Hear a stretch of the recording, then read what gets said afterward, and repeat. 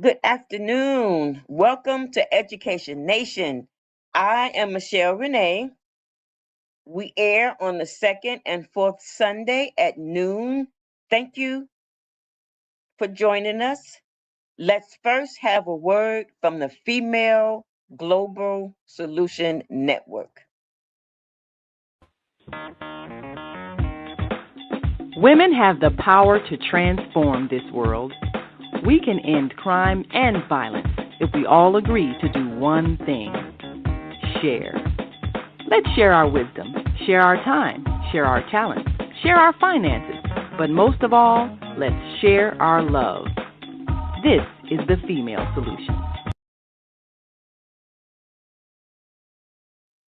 Okay. Again, thank you for joining Education Nation. And let me introduce my education partner today. Today, I have with me my education partner, Aquila Graves, and we're talking about addressing the teacher exodus.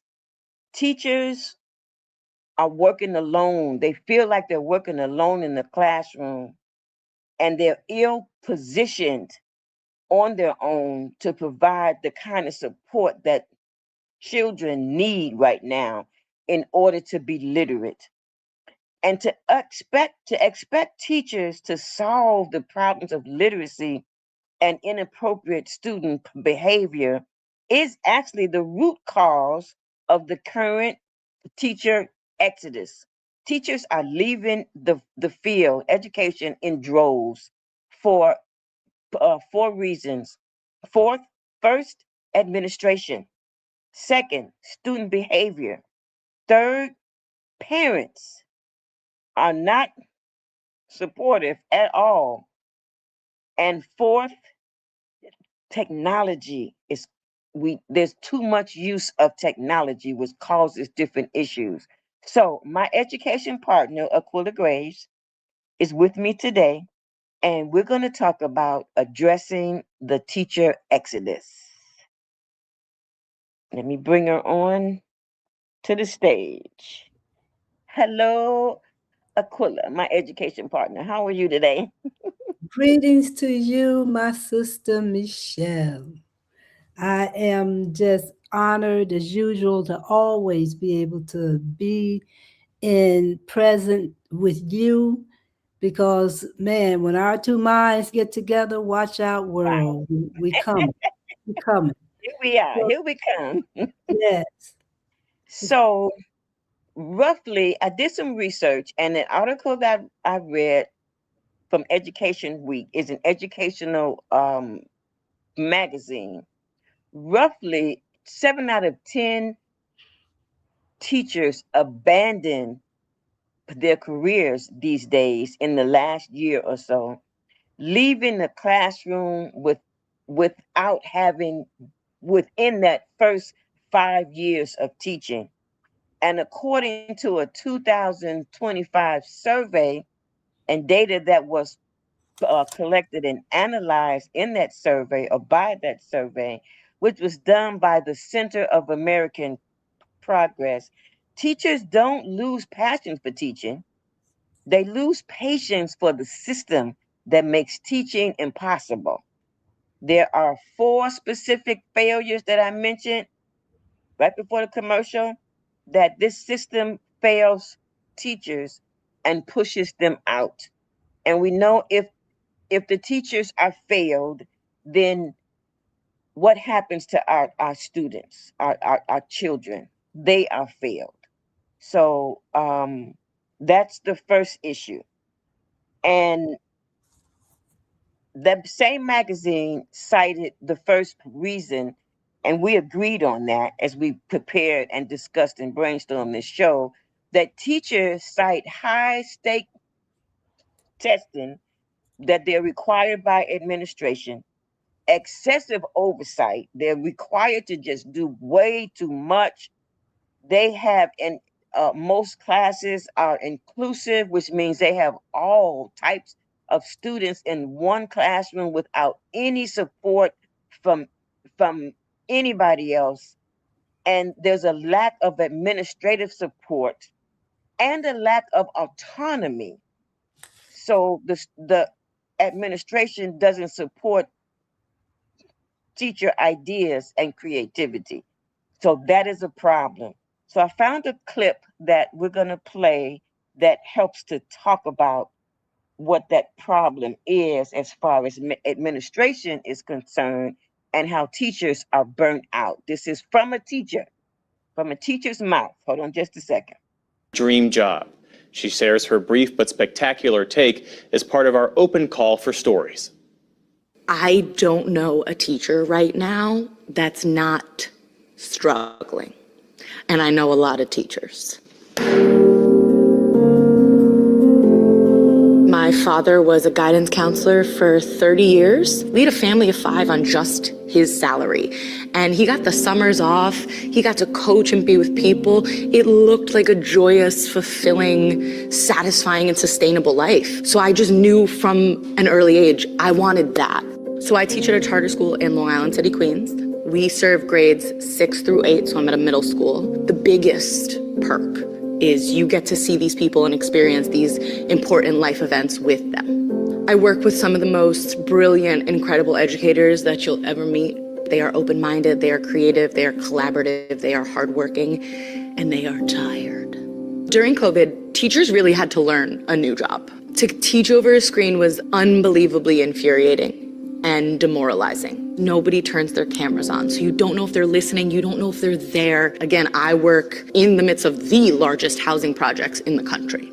So my students absolutely did not have access to this technology. And that was during the phase of the pandemic where everyone was like, oh my God, pay the teachers millions of dollars, how are they doing this? And that did not last long. Once we finally figure out how to teach on Zoom, they shove us back into the classroom without PPE. I had 25 kids in a room. How am I supposed to keep them 6 feet apart? So what we saw when we got back to the classroom is, number one, your teachers are exhausted, but also the kids are exhausted. And a lot of my students had been home for a year and a half without adult supervision. The apathetic nature was frustrating and infuriating and demoralizing. It's demoralizing because when we asked for help, we didn't receive it. So now I am running on a very low empathy tank and a very low resource tank, and my funds are being cut. I'm not asking for more money for crayons. I'm asking for another special educator in the room because my classroom is mandated to have one. Hotspots for my students who don't have access to internet. Multi-language learner specialists who can come help us with the immigrants that are being dropped off at our schools. I've decided to leave teaching after this year because it is at the point where my mental and physical health can't sustain this profession anymore. It's a grieving process. I'm mourning the loss of a life I expected, and I am mourning the loss of a future I'd always imagined for myself. So at the same time, I'm 30 years old, and I'm basically like a 22-year-old college graduate because the only experience I have is in this very niche profession that nobody really knows what we do every day. We're smart and we're capable, and we manage 25 to 30 people at a time. And yet the positions that I am qualified for are that of an intern. So as hard as it is to walk away from this, another even harder element is figuring out what to do next. My name is Michaela DeSimone, and this is my brief but spectacular take on teacher burnout. Okay. Wow. So, what do you think?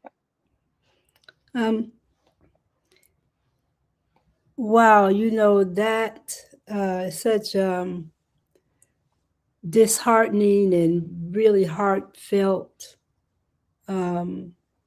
conversation there, because I feel it as a retired educator myself, having to take my grandchildren out of school and begin to teach them, probably for some of the same reasons. Though no longer a teacher, I empathize with the teacher because I know. And now for them, it is compounded with all the issues that she brought to the table. We are now faced with even more of that. The administration job has never been to concern itself with the total being, the total child, the whole child.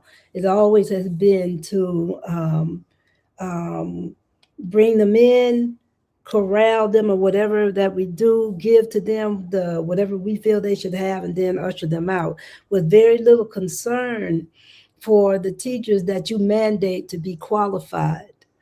Yeah. You know, when I was teaching at Harper High School, Harper High School was one of the first schools that they um, um, tried or shut down because of these same issues that this teacher is speaking on. Harper, Hmm. so they shut us down. Um, Irregardless of who we were as the educators and what we had up against us. And they ushered in a program that we were not yet prepared, professionally developed, or prepared to take on. As she has said in the video, you thrust us out and you put on us um, Too technology much. to teach at home, right? And then the moment we began to create out of that, you push us back into the classroom now, Hmm. with very little regard for who we are. Number one is human beings. Number Hmm. two, as a serving body who is there to serve and to educate. Um, Yeah, yeah. absolutely. Yeah, So it's definitely a problem. Teachers are burning out. But the second reason that teachers are leaving the profession in droves is that there's an uptick in verbal and physical aggression. yes, A large number of educators are expressing, excuse me, intentions to transfer to other schools or resign from the profession altogether because of student behavior. right, Education Week also said that 90% of educators report having burnout as a serious issue despite administration woes right, because of intensified student behavior. So right. yes, there is increased workload that admin put on teachers, but now they're also dealing with intensified Yeah, student behaviors. Let me show you this clip. right. Don't care because their parents don't care. And if their parents care, then I guess I would see kids that care, but I don't. Hi friends, this is Trish and welcome to Teacher Therapy. In today's video, I want to talk about one of the major reasons that teachers are either quitting or retiring early. And it's not just the students, it's not just the admin, but it's often the parents. And I have to tell you that difficult parents was also one of the top reasons that I quit teaching. Now, of course, I want to start by saying that there are some amazing parents out there, but I would say the amazing parents were about 10% of the parents. Okay, now I don't want to keep walking in error because I played the wrong clip. I'm going to talk about students and misbehavior. So let me show that clip. I'm sorry. Unplayable. I set up a drum set station for my percussionist. I was so excited because they have been begging me all year to play drum set. It took 24 hours for somebody to break the hi-hat. People stealing and using instruments that aren't theirs, even if it's in a locker. I had another kid hit somebody else in the face when their trumpet was on their face because they were blowing it in their direction. I had another kid in the same class flip me off and then try to lie about it. Never in my 13 years of teaching have I ever had such a problem with kids keeping their hands to themselves and keeping them from destroying property. I love my kids, but I'm beaten and abused and tired. More than one. Okay, so there you go. According to that teacher and more, that was just one teacher. But if anybody's listening, if you just do a search on YouTube or TikTok or on Google, asking about student behavior and teacher exodus, there will be tons of articles, tons of videos to pop up. That was one that I chose because it was short. There's so many more. They are long and they are short, and these are valid reasons why teachers are are being pushed out by their workload, yes, but also by student behavior. But Um, Somebody left a comment saying, children, the comment says that children are expressing the effects of the COVID era, the frustrated parents and the isolation from social from lack of social contact. And that's so. And we could say that we could have said that forcefully and adamantly immediately after the pandemic. But look how long the pandemic is now. So why didn't we do something about it? We meaning everybody, the village. Again, we say that it takes a village to raise a child. We recognize the problem of isolation and parent frustration with right after COVID. So why didn't the village do something about it? I don't want us to keep having these excuses because that's the main problem. Our children are growing. They won't ever stop growing. And as they grow, we need to ensure, we meaning the village, because no individual administrator can't do it by him or herself. A teacher can't do it by him or herself. A parent can't do it by him or herself, even if it's two family home. They need a village. Nobody can do it by themselves. So since we knew that students being in the house, sometimes in the house alone for hours, no supervision during school hours. We knew all of that. We knew they couldn't see their friends. We knew they couldn't go outside to play. We knew that. So why didn't the village step in? What was the village supposed to do that we did not do?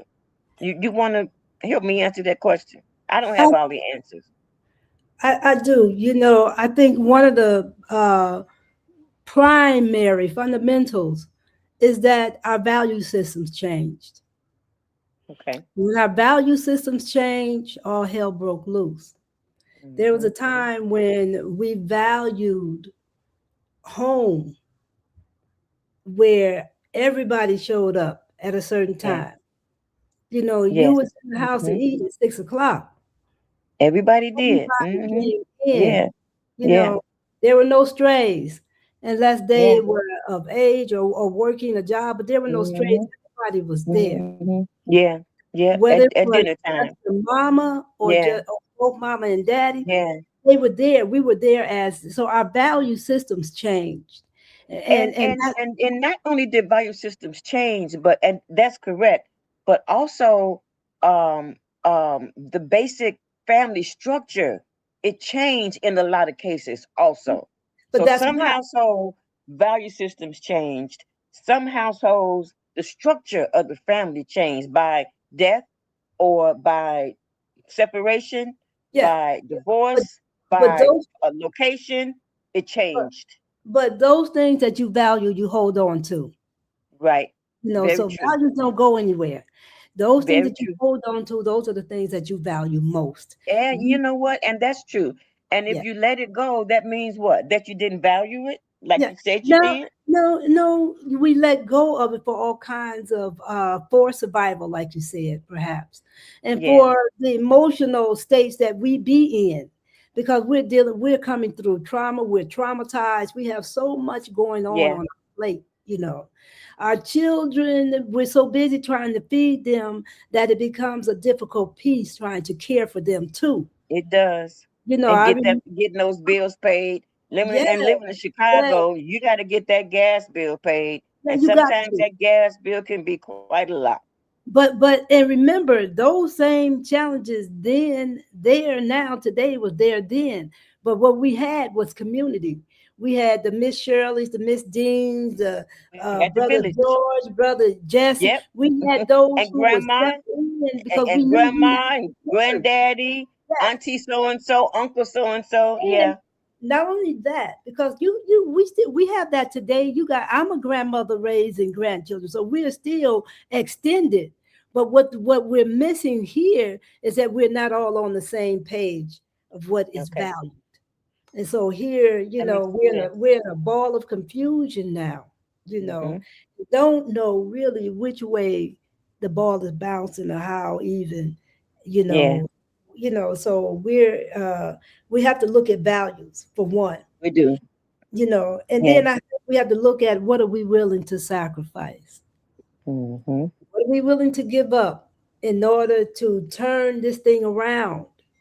A lot have, whether your child is in school, whether your child is being taught at home, it is the structure that you establish in that home that in the long run is going to dictate what goes on in that school, because you understand that you are the first provider, that you are Yes. the first respondent. Yes.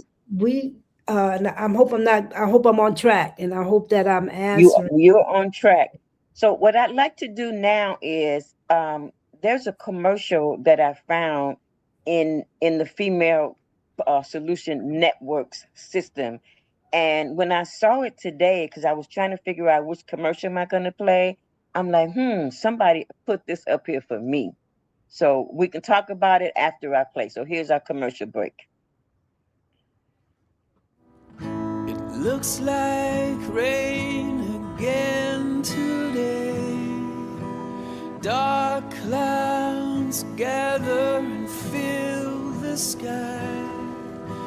Don't know how to talk to you, just know how to say goodbye. Have you actually got a driver's license? I don't think so. Go back where you came from. Learn to speak English. Go back where you came from.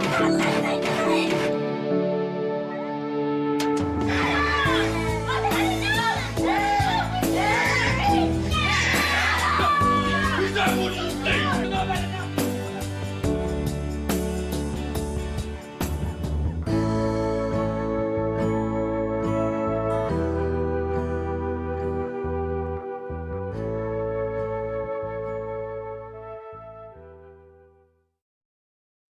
Okay, what does that tell you?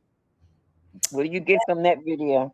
Um, what most is not what you say, is what you do.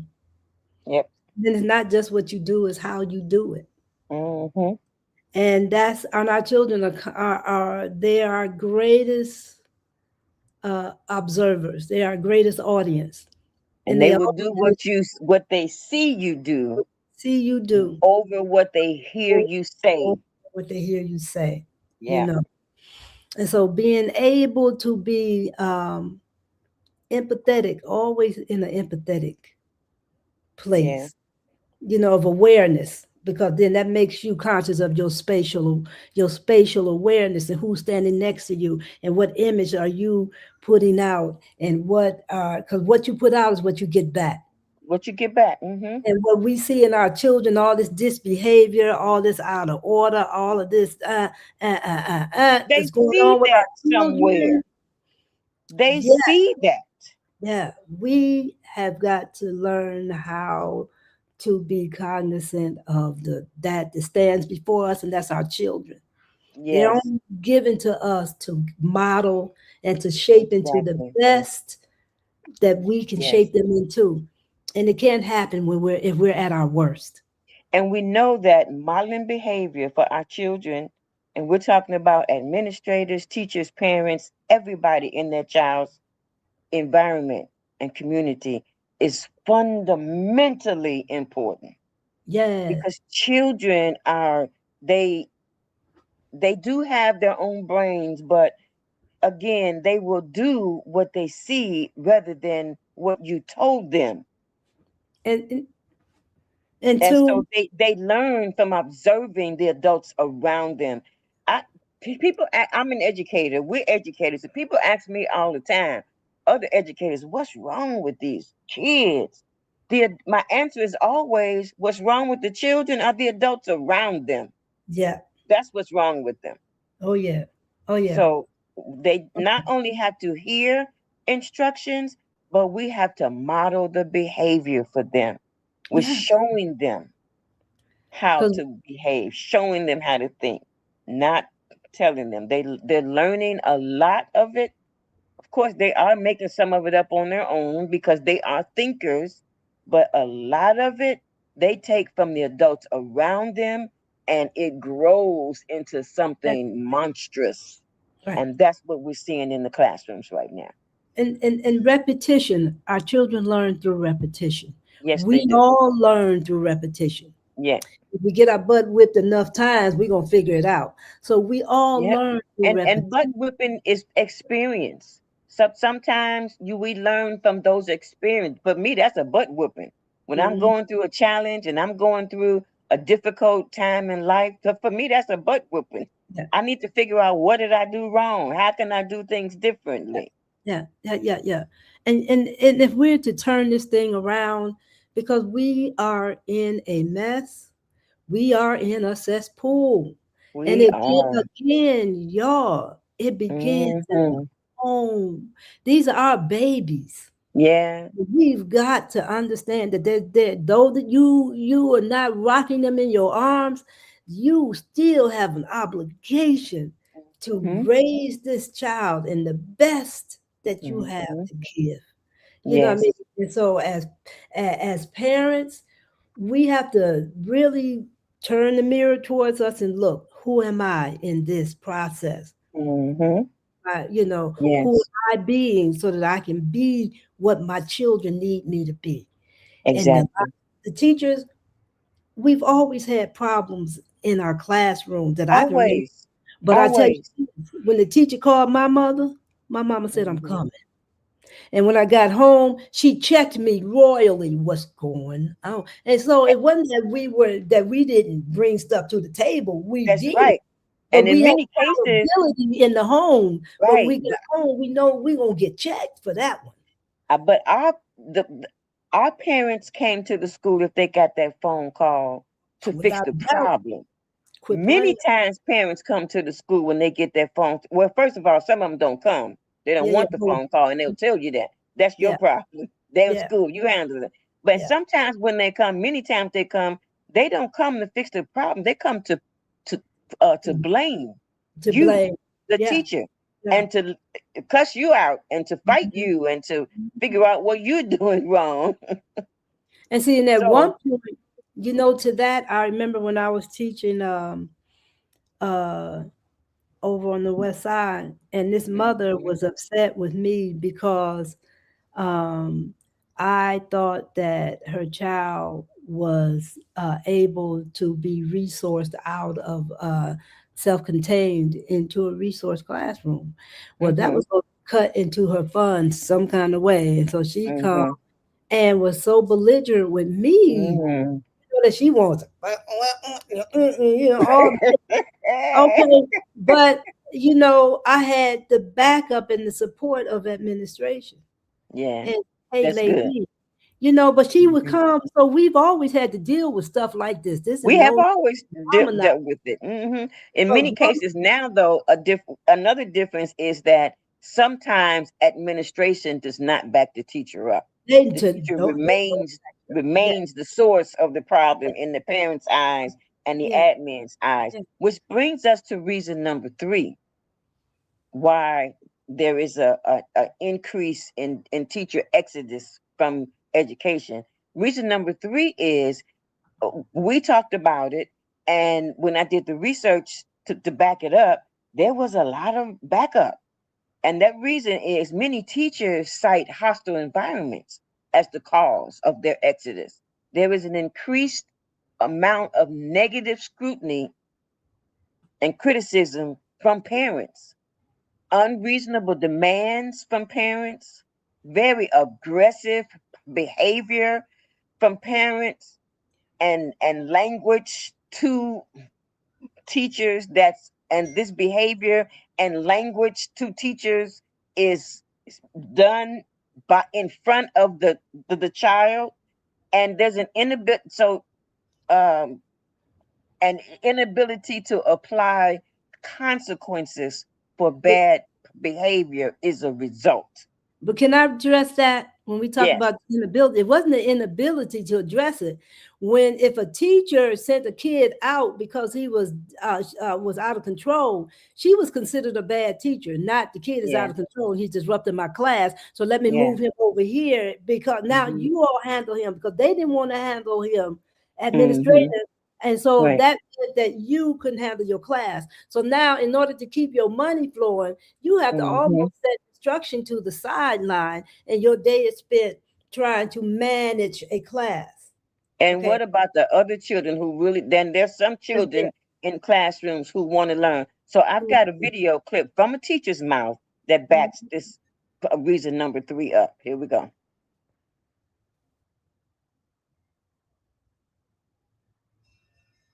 Uh-oh. It is not working. Okay, that one's not working, but that was a teacher who was complaining and telling why here we go. I got it. Here we go. I dealt with. The biggest group of parents were in the second category, which I would just label unhelpful. Now, the worst group of parents were the third group, which made up about 20% of the parents I dealt with, and those were the hostile parents. And I want to talk about what that looks like today, because truthfully, being one of the great parents is not as hard as you would imagine. So let me tell you about the great parents first, then we'll get to the other two categories. The great parents are reasonable, collaborative, and respectful. They see teachers as partners, not enemies. Some of the best parents that I've met didn't necessarily have the star students or the best behaved kids. Some of them had downright difficult kids. But when I dealt with them, I knew that they cared, that they believed me, that they knew I wasn't out to get their child. And I actually felt like the parent was supportive of me and what I was doing in the classroom. These parents follow through with consequences at home, and they support consequences in school. The great parents communicate with teachers directly instead of going straight to social media or the mom's group or the superintendent. And here's a green flag for you. The kids actually care when these parents are called because they know the parents will do something about their misbehavior or their missing assignments. And that makes all the difference in the world. Truthfully, all teachers want to know is that the parents support them and that they're not actively working to undermine them. However, Okay, so she goes on. We don't have to play the whole thing. She goes on saying more. We don't have to play the whole thing, but what's your take on that? Um, if teachers, like I said, back in the day, we had relationships with our teachers, parents and teachers were very relatable to, and a lot of it had to do with that they actually either lived in your community, in your neighborhood, or whatever, and so Yeah, we were experiencing the same kind of experiences, so we understood each other. And well, today we don't have that, and a don't lot have that. that we're right next door to people and should have that kind of sensitivity to each other and don't. That Yeah. is that kind of sensitivity is transferred into technology, into that cell phone. You Mm-hmm. know, so we lack that kind of camaraderie between Mm-hmm. teacher and parent. Okay, now the parent who again is dealing with her own issues with her kids. There's a lot of stuff going on in the house, and that's why Yeah. going on in the school is going on in that home. Yes, for sure. Because that's where everything starts. And it Yeah. used to be the best advice that administration can give to teachers when there was a problem in the classroom is have you develop relationships with that child or those children. We know that developing relationships is the foundation for teaching, but now that foundation has been rocked. There are cracks in it. But a lot of that had to do with like I said, we loved our kids that we served. Yeah. And we actually liked them. Even some of the ones that like to challenge me in the classroom, I liked her. But you just ain't gonna challenge me. But I like your little spunk. Well, we're dealing in a system now where our teachers don't like these kids because they ain't necessarily likable because of their behavior. Let's get real on that one. They They're could not they when could be, but they're if not. somebody does research to find out why the problem is that I think it's you a see sign that of a lot. but I teachers think are saying the kids are not likable. they're not there. I got grandkids, y'all. Let me be straight. I love my grandkids. But there are times when I don't like you because of what you're doing. What you're doing ain't right. It ain't good. Behavior. Mm-hmm. Your Yeah. behavior, Yeah. I'm not liking that. You're And right. so we got to get our kids, number one, to see that there is a distinction between the two and that help them to make better choices. But they can't make better choices if you yourself don't understand how to make better choices. Right. And how do we teach them to be more informed in the decisions that they make to the smallest little 18-month, 2-year-old? Teach them to their choosing behavior. Behavior is Yeah. a chosen piece. And so Yeah. we have to teach them that you're choosing here. So Mm-hmm. how do we change the narrative? By changing our approach on how we really can upset the apple cart and turn this thing around. But Yeah. it begins first with us. It Yeah. begins with self. And I It can promise does. you, in a world that we live in, very few of us have time to spend internally with self. That's right. That's right. So with that, we have another commercial break. Here we go. Literacy is freedom, and we have a literacy crisis. Children should learn to read from pre-K to third grade. They should practice reading from fourth to sixth grade, and they should read to learn beginning in seventh grade and continuing through fourth grade. This video is sponsored by Rico Nance and Chemistry Steak and Brunch House in Hyde Park, Chicago.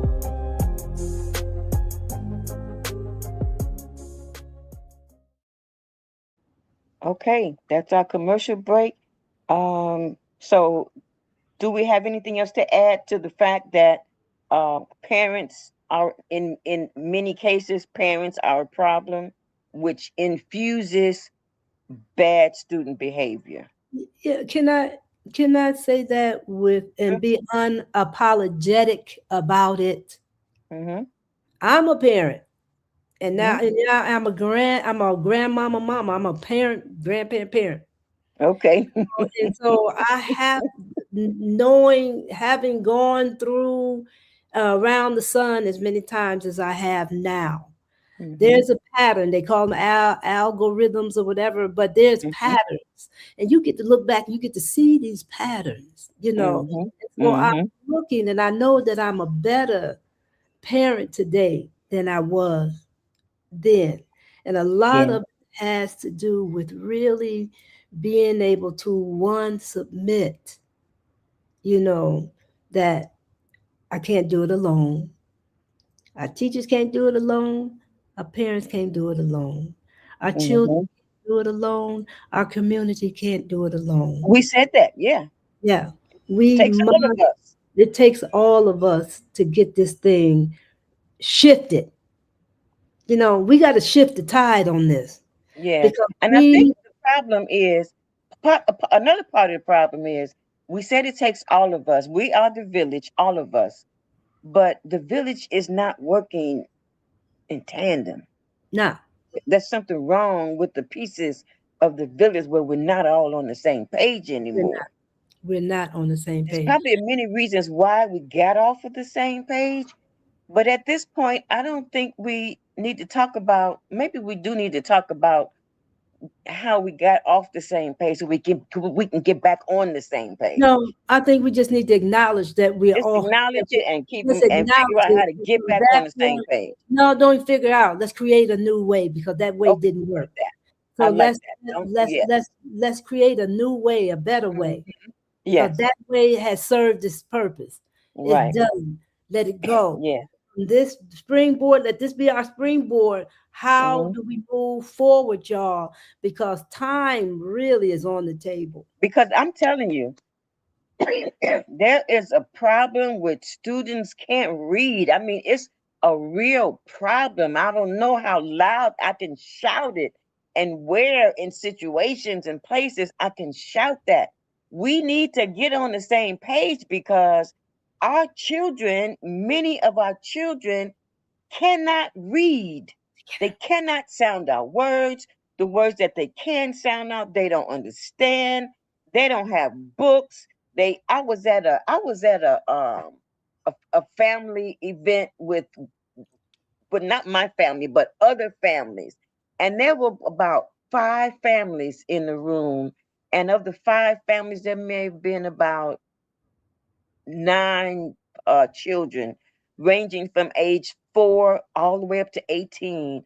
And I watched every single one of those children, instead of participating in the event that was going on, they all had their phones. Every single one of them. And I watched a couple of young parents, if the children may have talked a little bit or moving around a little bit, they put that phone or that tablet or iPad back in that child's hands. And we were there for 2.5 hours. And And now, the whole time, even when the meals were being served, because I watch, because since I've been doing this podcast, I'm very interested to find out how much screen time children around me are. The entire 2.5 hours, even while they were eating, they had that phone right next to their plate, and they mhm, were working that fork, that yeah, plate, them and working that phone the entire 2.5 hours. That was but disturbing to me. very, but the crux or the shift in that is content. Now, no, they should not be sitting at the table while you're eating. All phone technology, shut it down.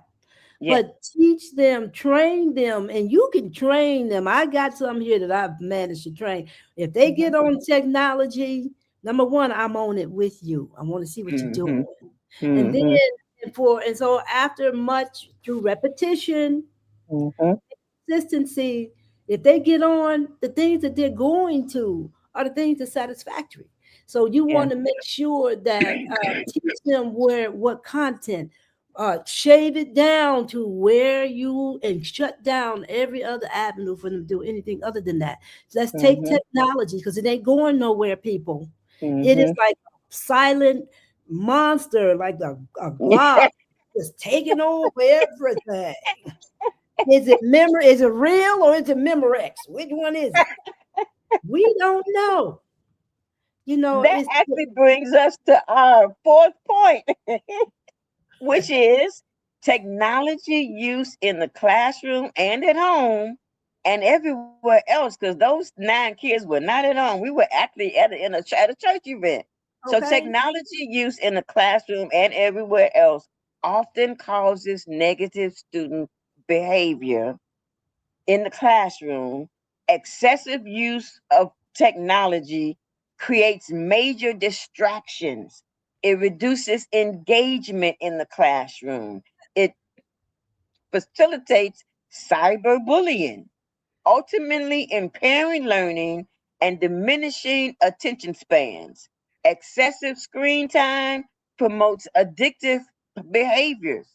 I've seen that too, Yeah. leading to lower academic performance, reduced social skills, and increased anxiety. Those It, 9 children could have been talking to each other. but There understand were some technology. adults on their phone too, I But must say. technology is territorial. Yeah, You understand that? So you check out animals, territorial don't cross my space. You know what I mean? yeah, Or I'm gonna chop, I'm gonna bite you, I'm gonna do it. It's territorial. yeah, And that's why our kids, number one, are so aggressive because you in my space. yeah, And ain't nothing communal about that space. It's all right there in your world, yeah. which has stunted your growth right off the top, Mhm.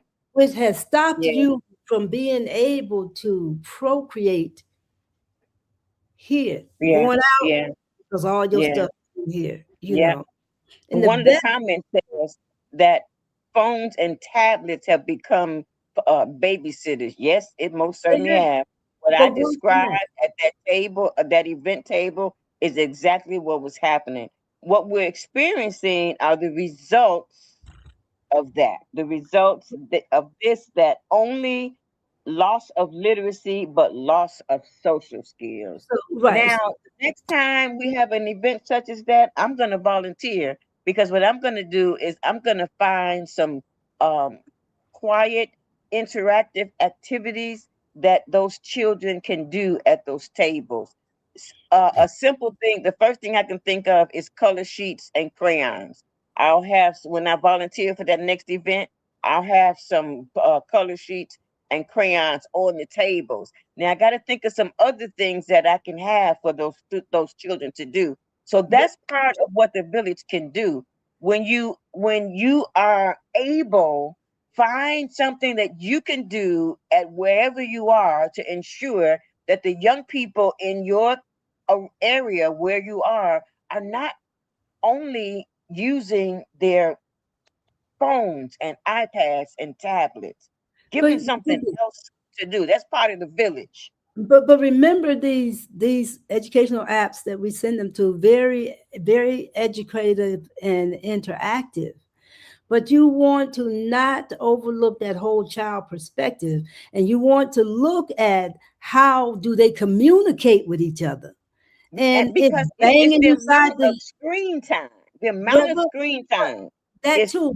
another problem. But when I say communicate, they show them banging each other side the head, doing stupid things to harm. Yeah. And this is their, and so our kids learn that. They learn to scream and do all this kind of stuff because, in terms of socializations, in terms of, again, how we teach our children to behave with each other. That's a missing element out there. Okay. Yeah. Got the activities, awesome activity, but you got the kid banging this kid on the head to show that the jello actually gels into something. You know, I mean, just how our approach, how we deliver this information, and that's what our kids pick up, because they are technicolored to kids now. They are action packed kids now. And so learning is not going to come if it ain't in technicolor and if it Yeah. ain't action packed. Yeah. And action Yeah. packed for them is boing in the head or bang, Yeah. knock people down, Yeah. and all this kind of stuff.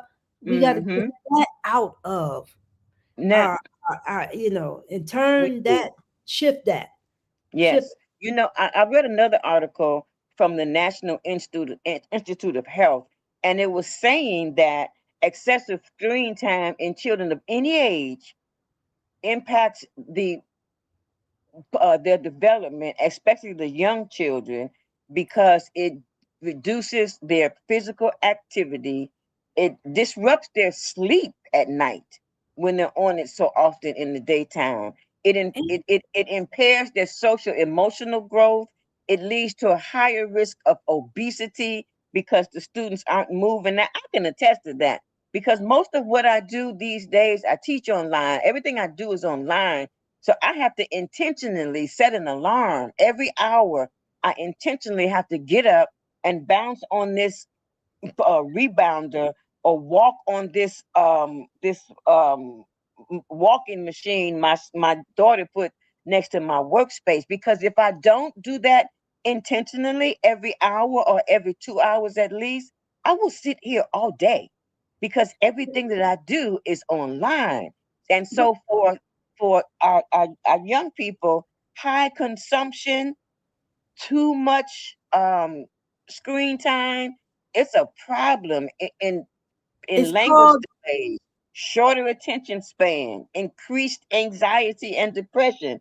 And it's I can called understand that because it could happen to me, but I'm an adult. I set my alarm so I can get up, move around, go outside, go on the porch even, or go for a walk even. it's called But addiction. Our yes, kids are addicted. Do you hear yes, they me? are. They are. Yes, We're talking addiction here, addiction. and so, and Yes, maybe if we approached it in that manner, we'd be more prone to be yes, proactive about trying to turn this thing around, because yes, it's an addiction. What is the yes. addiction coming out of? What is, let's, maybe we haven't delved into that arena yet, and we might Right, need to. right. We might need to go there. Let me play this clip real fast. Technology has done to the classroom that really has made a shift in education, and maybe not for the better.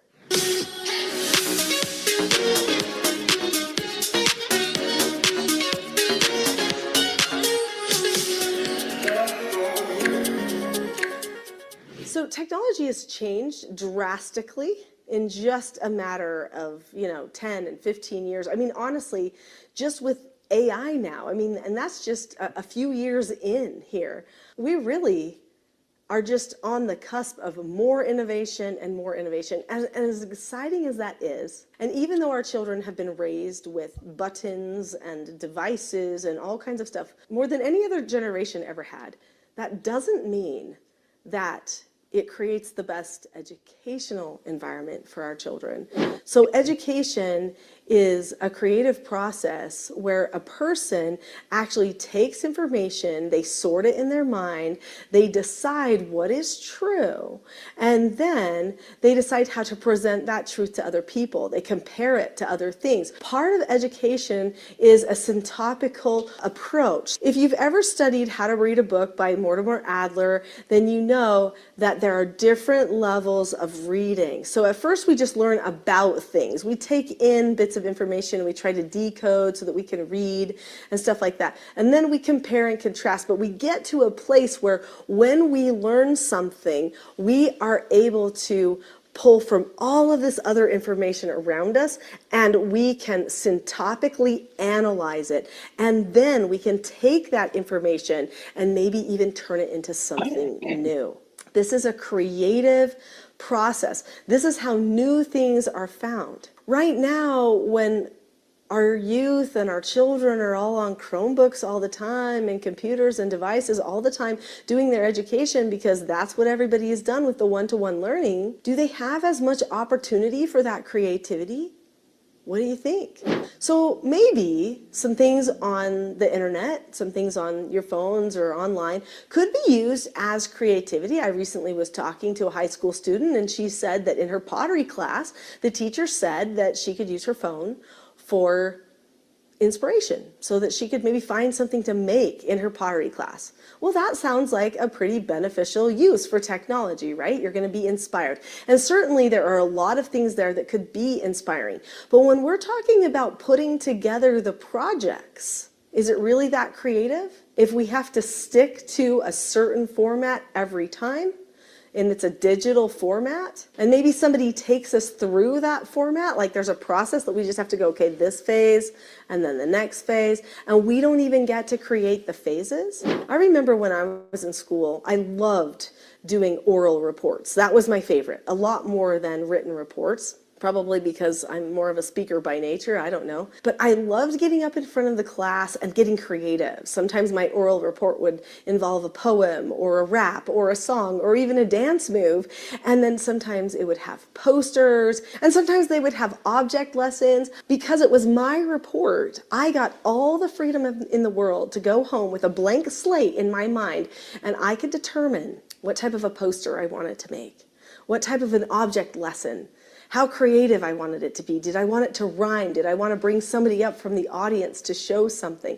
Did I want to use any showmanship? I got to make it personal and mine. When we're just following a format on a digital device, we lose all of that personal touch. It's so sad, and a lot of teachers anymore aren't even having their children do presentations and speeches in front of the classroom. And if they do, they usually are crippled by this device telling them exactly what to say and do because they've written every word of it on a PowerPoint. Our children need freedom. And the brave thing that teachers do is if they want their children to freely think, they bring them back to discussion, paper, pencils, real education. Now, I know that's easier said than done.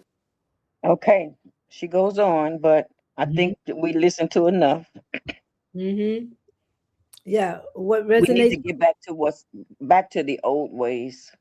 Yeah, and what resonates is that pencil and paper. Yes. Definitely if we say Gardner's theory, the seven intelligences, Mm-hmm. but that is, making a learning is intersectional. It Mm-hmm. intercepts, it crosses over, and so you need all those modalities to help to create a more sound, comprehensive piece, right? The Yeah. eye, you never see out of one pixel. It takes a host of pixels to get one visual, Yeah. get one sight. So Yeah. pencil and paper, our children here, if Yeah. if video, get pencil and paper out. Because Why? we know No, technology is useful. It's not going anywhere. It's only going to grow. But we also know that pen and paper learning is far superior to technology if you want students to learn deeply and yeah, comprehend deeply. It's com- good for pen and paper is pen and paper. good for memory Yeah, and retention and and conceptual understanding because it fosters active cognitive processing yes, in the brain. It reduces distractions and yeah. it engages fine motor. Writing by hand forces slower Yeah. summarizing of thought. It and where typing actually leads to doing something And it's verbatim and repetition, and it's not really structured where the brain is able to form some memory. The pen and paper helps the brain form memory, which increases learning. So right. And we can't get rid of technology, then, but we got to use it differently. It's so new that nobody knew the impact. Nobody knew all this was going to happen. But now that we know, yeah. we got to change how we use it. And use it, the beauty of it is that you get to differentiate. You get to find you in it, find this person, find that person. We don't have to plagiarize, or we don't Hmm. have to copy. I mean, Right. we can lay Be the creative. fundamentals, pull, and then we can create out of that. But You that's know, part of the you know, problem. yeah. Teachers don't have that autonomy in many cases in the classroom. They have to follow these online curriculums now. And in Chicago, I'm not in CPS anymore. I don't work in the alternative schools as a part of CVS anymore. But I have heard parents and teachers say that they don't use books in the classroom anymore. So teachers don't have the autonomy to be as creative as they need to be in order for it to impact student learning. Screen time, if students are in the classroom and their curriculum for every subject is online, and then they go home and then they're online some more. And then instead of going out to play, they're online some more. Instead of going to basketball practice and martial arts and swimming and dance classes, they're online some more. It's too much screen time. And it's It's 1 o'clock. causing some cognitive things to happen in the children's brains that nobody's expected. We couldn't suspect it, but now that we know, we got to do something about it.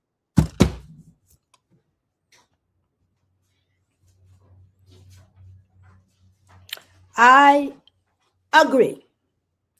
And I think the things that we have to do is, number one, before all things, is to become aware that we have to do.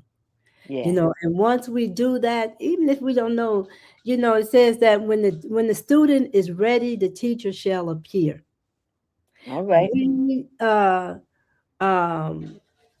look to, because they're out there. The everything that we need is at our feet and at our disposal.